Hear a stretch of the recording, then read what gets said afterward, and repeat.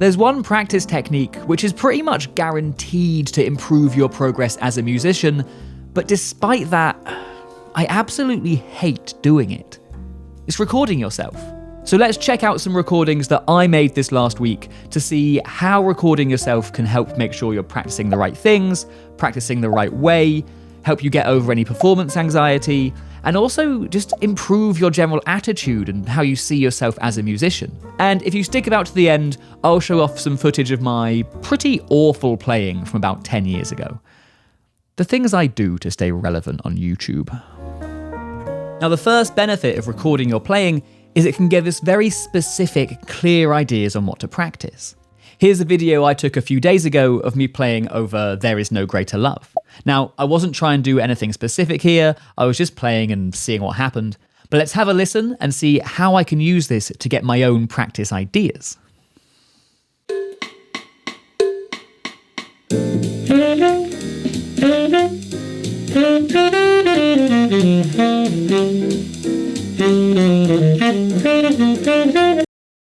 So just there, when I'm going into that 2 chord, I think my right hand fingers just weren't quite moving quite as fluidly. And if we go back and have another listen. Right there, see, it's not really sitting right.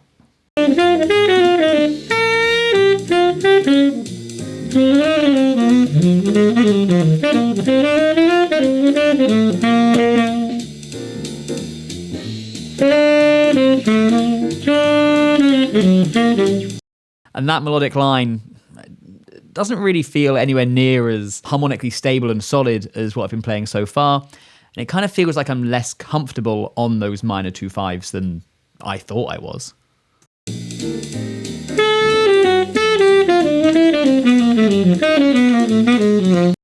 There's a nice tritone sub there to get us back to the that last A section.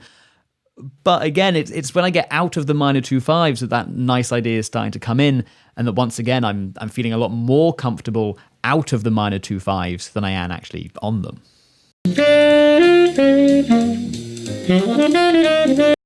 And that triplet run, ba-do-ba-da-ba, that was rushed massively, and it's really not sitting as comfortably in that swing feel and with that backing track as I'd like. And there's actually a few points throughout this which I've already noticed that I'm rushing as well. So time feel is definitely another thing that I need to carry on working on.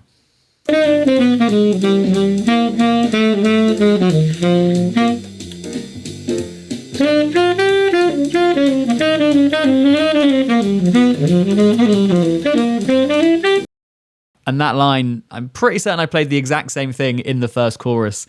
Definitely sounds very, very familiar. It's language that I'm really comfortable with, but this is a tune that I know back to front. And I really shouldn't be relying on the same licks, especially when it's just from one chorus to the next, you know? So maybe I need to work a bit more on coming up with new ideas for it.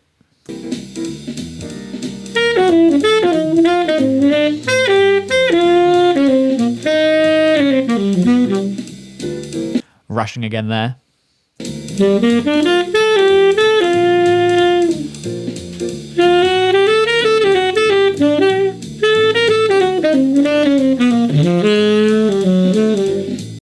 Starting to sound a bit more comfortable in that bridge on that second chorus. But again, still not as much as I am with that A section. And really, I don't want to have a chorus warm-up just to do some minor 2/5s in G, you know?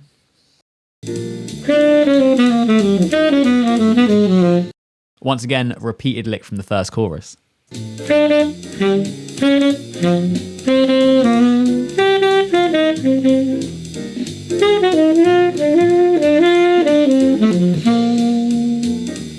And to be honest, I quite like how I was at least trying to end that second chorus there, using some guide tone movement and voice leading in a more chilled melodic idea to clearly signal it's the end of what I was playing.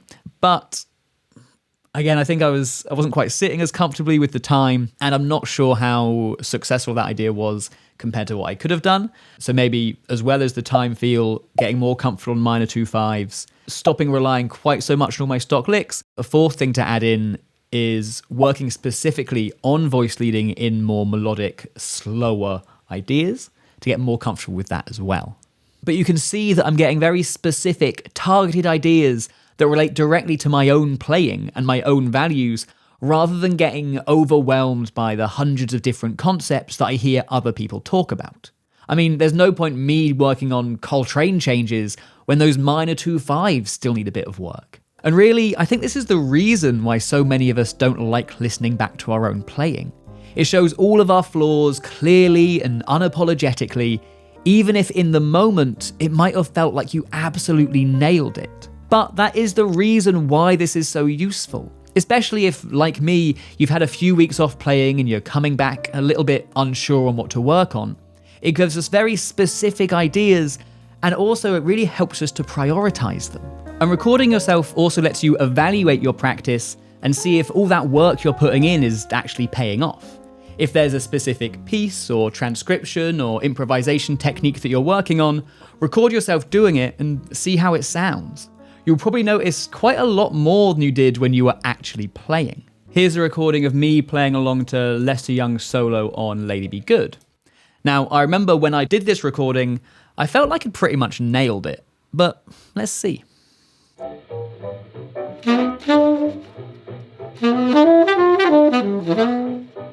So I'm not quite locked in with him, especially at the end of that phrase, but I'm getting that overall accented swing feel he's got. Not bad, I just need to lock in a bit more.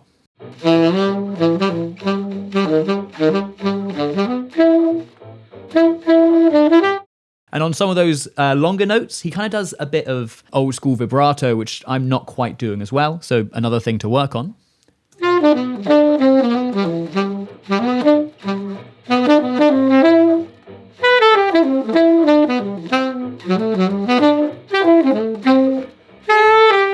And I'm still not really locked in. I was kind of hoping that as it went on, I might sync up with his time feel a little bit better, but unfortunately not.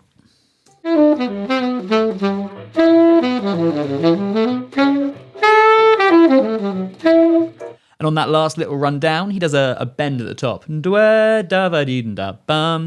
which I'm not getting as exaggerated as he does, so another thing to go for.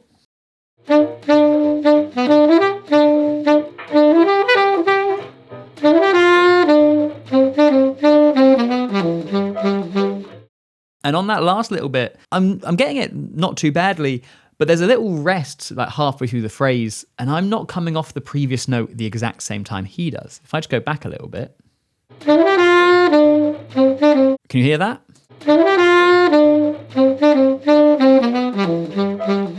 We're so close to being synced up, but not quite there.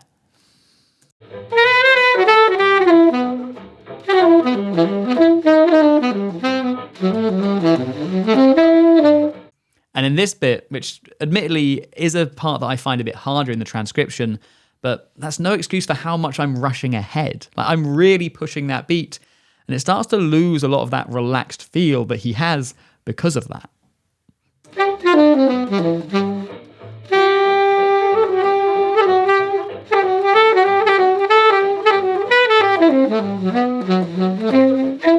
And in that bit, you've got that really cool riff. And he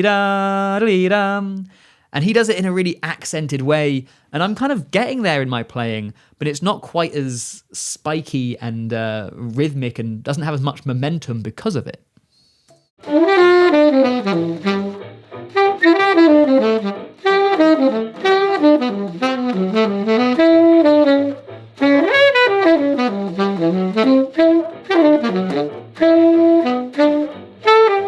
And I'm still not locked in with his time feel.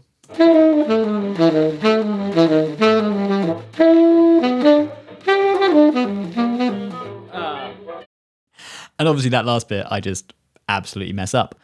But you can see that I'm getting very specific ideas, right? And there's so much good stuff in there. I'm getting all the notes. I've got the rhythms. A lot of that subtlety is really getting closer. And some of it is there. I just didn't stop at those points, you know?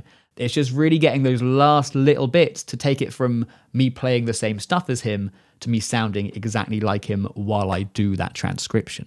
And this is different from what we spoke about earlier because I'm not trying to get new ideas on what to practice. I'm just trying to evaluate how my practice is going and if the methods I'm using are working.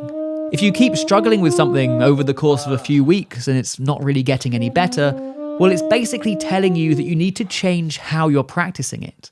Different practice methods and techniques work better for different people, and there's nothing wrong with trying a new method or a new approach to try and get better results. And of course, the flip side of that is that recording yourself can also give you a really clear idea on when you've absolutely nailed something and are consistently nailing it, and therefore can spend your precious practice time doing other things. I mean, there's no point spending more and more practice time working on things that you're already great at. And really, this is the exact same approach that any good teacher takes. They listen to you play, hear what you need to work on, evaluate how your progress is going, and then adapt what they're teaching you accordingly.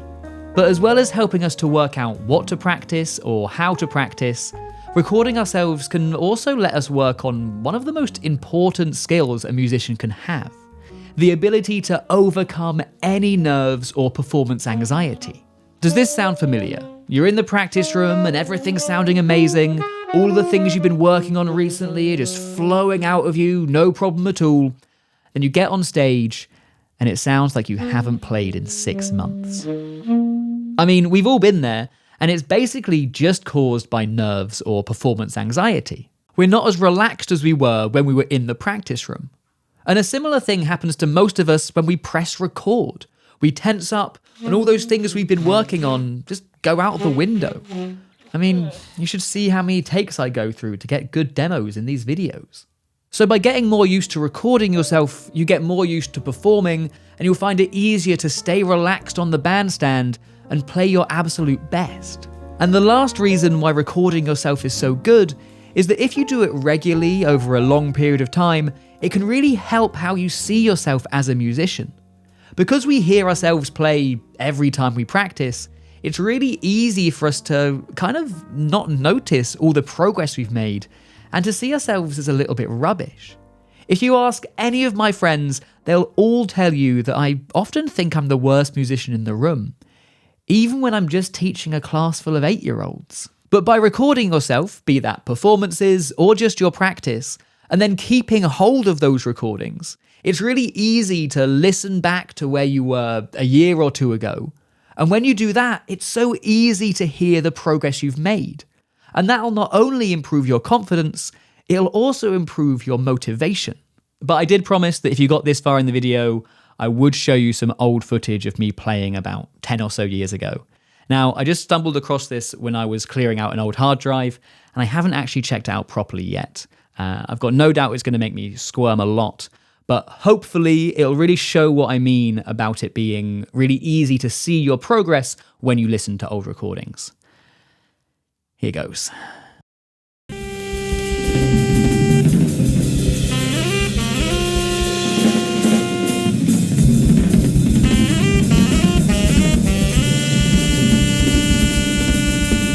That tone is absolutely horrid.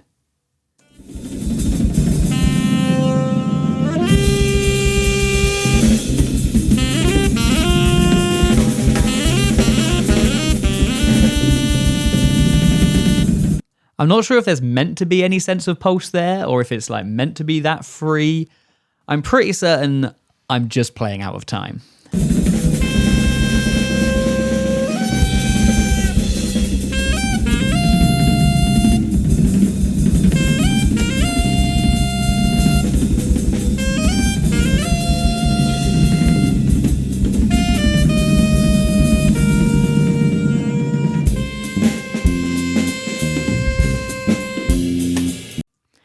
I mean, that was all pre-written melody, and I'm already dreading what's going to happen next. So I think this is now me improvising.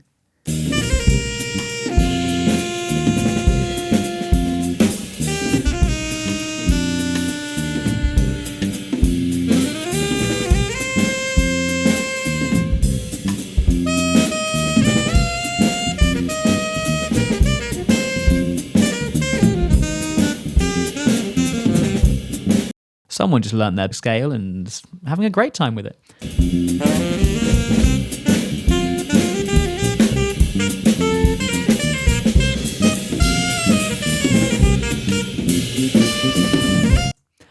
I mean, it's pretty shocking.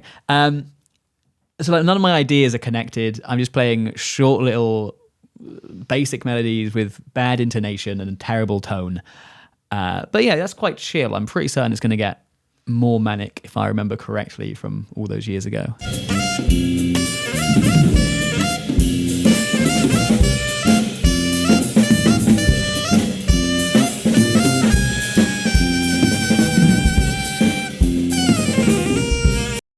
No sense of pulse in that run at all. And like that build up to what sounds like it's meant to be the climax of a solo when we're, 30 seconds into my improvising? No sense of really structure, barely any sense of melody or time.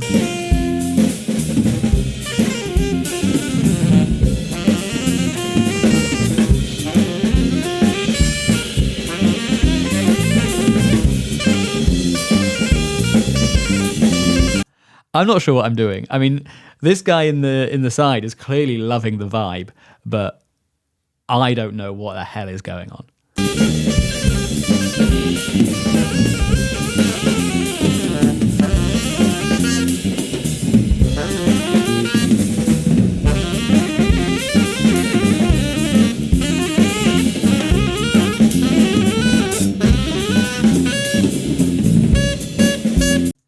I mean, I always talk in these videos about like melody and rhythm are really what you need, right?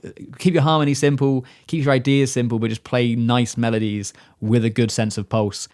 And I think 10 years ago, I had not quite learned that lesson yet.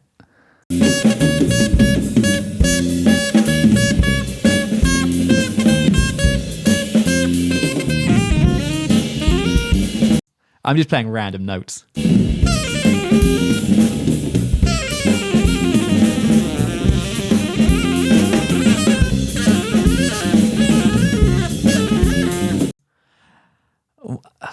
Okay, we'll go to the end of this solo, but I think we've learned enough from that already.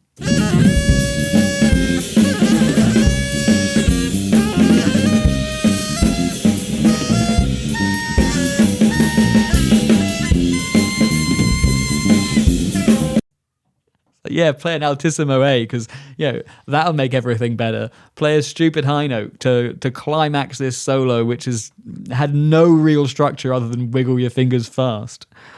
Oh, Lord.